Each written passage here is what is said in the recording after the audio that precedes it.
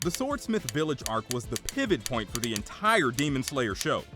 Not only does it have some major reveals, but it made the final countdown of the show possible. More on that later. So, as a tribute, I've gathered 24 facts about the Swordsmith Village that will blow you out of your chair, so hang on tight.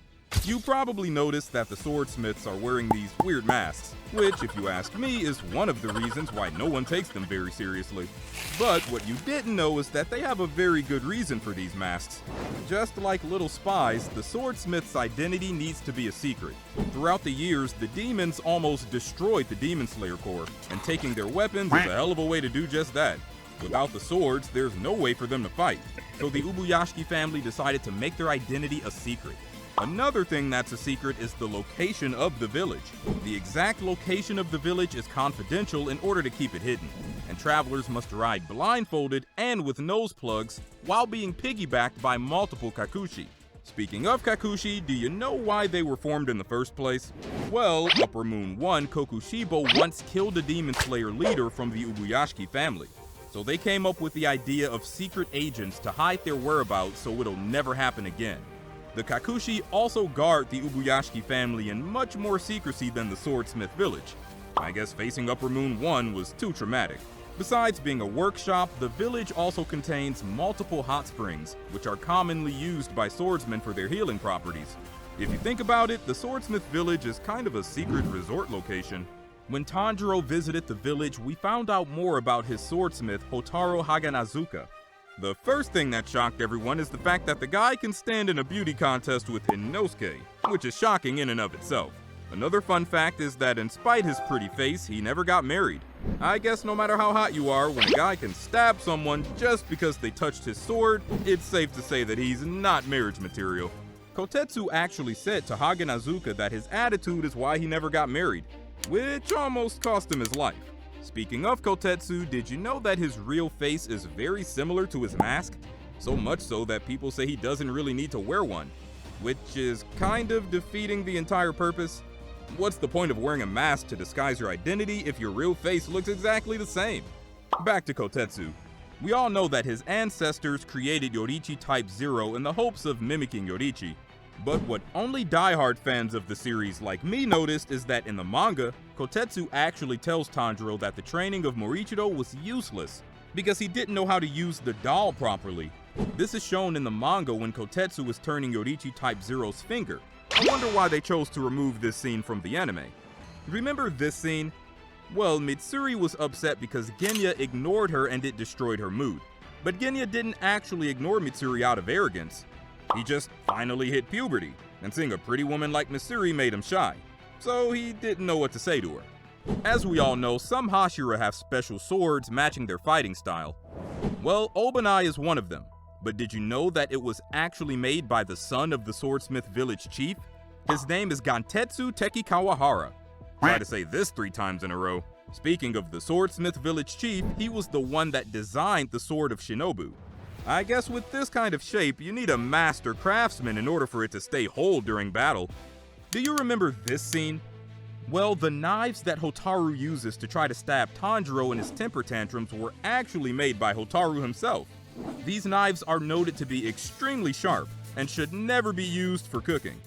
But before we continue with the video, let me tell you all about today's sponsor, Raid Shadow Legends. Now, let's embark on an extraordinary journey together. It's time to explore the dark and captivating world of Raid Call of the Arbiter, an animated limited series based on the thrilling game Raid Shadow Legends. Trust me, this is something you won't want to miss. Raid Call of the Arbiter takes us deeper into the enchanting realm of Teleria. With its 10 action-packed episodes, each around 5 minutes long, this limited series unveils the backstory and lore fans have been craving for years. The best part? You can watch it for free within Raid Shadow Legends. And the series is off to a great start, with over 5 million views of episodes 1 and 2 so far and thousands of positive comments. People are loving Raid Call of the Arbiter. I've already delved into the first 3 episodes, and let me tell you, it's mind-blowing. The animation is top-notch, and the score by the incredible Jesper Kid adds an extra layer of intensity. For all the dedicated Raid fans out there, you're in for a treat.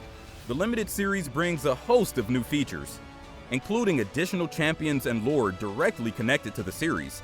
And don't forget the exciting in-game activities. There's never been a better time to join the adventure or return if you've been away.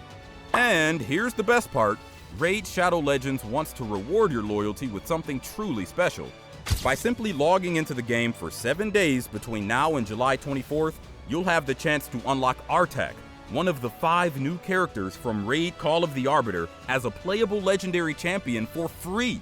If you haven't yet embarked on your Raid journey, I've got an incredible offer for you.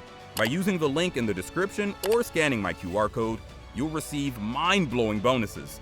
How does an epic champion Drake from the Lizardman faction sound? Plus, there are other useful items to boost your gameplay. So what are you waiting for? Click the link in the description to download Raid Shadow Legends. Now, back to the video. Here's a thought experiment for you. We all know that if Haganazuka starts concentrating on something, no one can break his focus, except when you tickle his sides. What if Yoko knew about it? Think about it for a second and let me know your thoughts in the comments below. Also, did you know that Hotaru has wind chimes attached to his hat because he's liked them since he was a child? Whenever he would throw a tantrum, the adults would use the chimes to calm him down. This guy is just a crazy baby. He also hates his name because of how cute it is. On another note, did you know that the movie of the Swordsmith village has grossed over 3 billion yen in 3 weeks, which is $22 million US? Kanamori Kozo's wife is called En, and she's 2 years younger than him. The two of them are said to be such a perfect couple that they even look a lot like each other. Ew? The Swordsmith Village arc is the first time we see Nezuko use her full demon form with full control over herself. But when she fought the Hantengu clones, there was something strange. Her blood demon art wasn't as effective as it was on Daki, for example. It took Daki much longer to heal from her blood demon attack, while the Hantengu clones seemed fine right away. We got to see Morichiro demonstrate his awesome abilities while fighting the Yorichi Zeroshiki, and earlier when he first beheaded Hantengu. Throughout the battle against the upper ranks, we get to see him demonstrate his skills even further. While still trapped in a water prison pot thanks to Gyoko, Morichiro has lots of time to think, and we learn about his backstory as he's drowning, remembering the important people in his life. He's not down for the count yet though, as Kotetsu comes in clutch and manages to give him air long enough that he can break out of the water prison. Another interesting thing that's gonna make this arc so important is the fact that 3 Demon Slayers are gonna awaken their Demon Slayer mark: Muichiro, Mitsuri, and Tanjiro. The next arc actually explains why it is that when a Demon Slayer awakens his mark, they spread among the other Slayers. And the first one that awakened his was Tanjiro, of course, although he didn't know how to explain it to anyone. During the last moments of the fight with Hantengu, we got to see something incredible. The sun begins to come up. Tanjiro realizes this and tries to tell Nezuko to run into the shade, but his voice doesn't come out. This causes Nezuko to run towards him in worry. The light hits Nezuko, and she begins to burn. Tanjiro tries in vain to shield her with his body. Seeing that Hantengu is about to take out the villagers, Nezuko sacrifices herself as she kicks Tanjiro toward the villagers to help.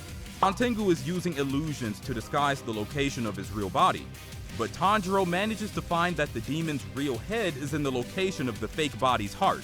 He's able to defeat the demon, although the fact that his sister had to die to do it is a pretty major bummer. The villagers tell Tanjiro to stop moping and turn around, where he sees Nezuko standing in the sun, healed and uninjured. Somehow Nezuko manages to conquer the sun, and manages to eke out the word morning, looking just as adorable as she always does. After this, the Swordsmith Village arc comes to a close. Although at the end we do see a little preview of Muzan's backstory and how he became a demon. Also that he really wants to eat Nezuko because he's a jerk. One of the best things that happened to Tanjiro because of this arc is the fact that he got one of Yorichi's swords. And not only that, he got to have it with Rengoku's handguard as well. I can't wait to see it get animated. That's it for this video. I hope you enjoyed it as much as I enjoyed making it. If you did, please like and subscribe. It helps me out a lot. Thanks for watching, and remember, this video is sponsored by Raid Shadow Legends. I'll see you on the battlefield.